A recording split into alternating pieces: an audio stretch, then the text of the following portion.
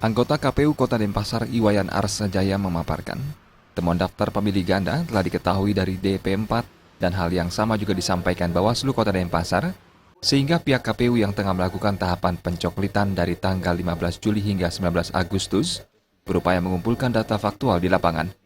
Harapannya tidak akan ada daftar pemilih ganda yang ditemukan saat pencoblosan nanti.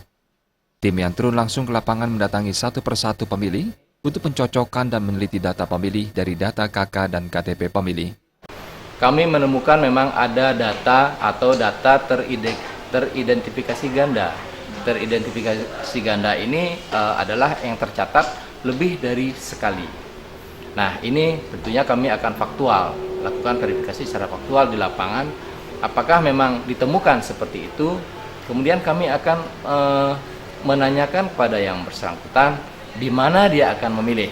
Misalkan tentu saja di Denpasar ini ada saja atau ada pemilih, ada penduduk yang memiliki alamat tempat tinggal yang berbeda atau bahkan memiliki KTP lebih dari satu. Nah, ini kita tidak menutup mata. Nah, ini yang kita faktual. Kita akan mencari kejelasan, kita akan menanyakan secara langsung di mana yang bersangkutan akan memilih. Dari proses verifikasi tersebut, KPU tidak saja mencegah adanya daftar pemilih ganda, namun juga menjaring calon pemilih yang kemungkinan belum terdaftar.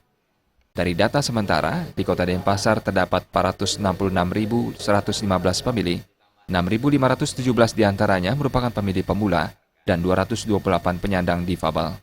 Purnama dan Indra Wijaya, Bali TV.